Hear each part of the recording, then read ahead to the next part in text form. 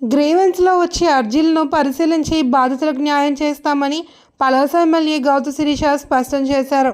శ్రీకాకుళం జిల్లా పలాస నియోజకవర్గం వజ్రపుకొత్తూరు మండల కేంద్రంలో శనివారం నిర్వహించిన ప్రజా దర్బార్లో ఎమ్మెల్యే శిరీష పాల్గొన్నారు. ఈ సందర్భంగా మండలంలోని ప్రజలు పలు సమస్యలపై వినతులు అందించగా కొన్నింటికి అక్కడికక్కడే పరిష్కరించారు. కూటమి ప్రభుత్వం నిర్వహిస్తున్న గ్రీవెన్స్కు ప్రజల నుండి విశేష స్పందన వస్తోంది అని వెల్లడించారు. ప్రజా దర్బార్ను గ్రామ స్థాయిలో కూడా నిర్వహిస్తామని, ఈ అవకాశాన్ని ప్రజలు సద్వినియోగం చేసుకోవాలి అని పిలుపునిచ్చారు.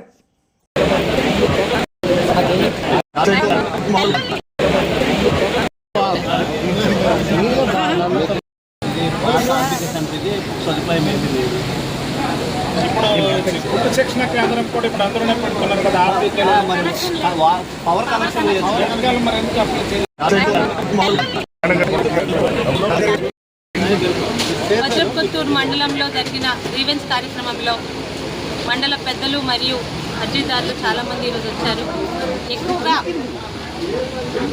పోల్స్ గురించి, అలాగే రెవెన్యూ మరియు నోట్స్ గురించి, పెన్షన్ల గురించి ఇవాళ రావడం జరిగింది. ఇక్కడికి వచ్చినవి 58 కంప్లైంట్స్లో ఈరోజు పెద్దల సహకారంతో 2 కంప్లైంట్స్ అక్కడికక్కడే క్లియర్ చేయడం జరిగింది. ప్రతి మండలంలో కూడా ఎమ్మెల్యే గారితో పాటు మండల పెద్దలు కూడా ఈ గ్రీవెన్స్ని వాళ్ళ పంచాయతీ మరియు గ్రామ లెవెల్లో అటెండ్ అయితే గ్రీవెన్స్లు తగ్గుతాయండి.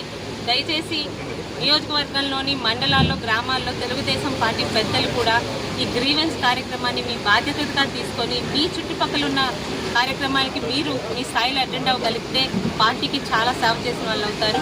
మరి గ్రీవెన్స్ కార్యక్రమాల వల్ల చాలా మందితో ఫేస్ టు ఫేస్ అవ్వడం, వాళ్ళ కార్యక్రమాన్ని మేమే వినడం, వాళ్ళ సమస్యల్ని అక్కడికక్కడ చెప్పడం అనడం, లేదా 48 గంటలు టైం తీసుకొని వాళ్ళ ఆధార్ కార్డు, వాళ్ళ ఫోన్ నెంబర్ తీసుకొని వాటి మీద ప్రజెంట్ స్టేటస్ వాళ్ళకి తెలియపరచడం జరుగుతుంది.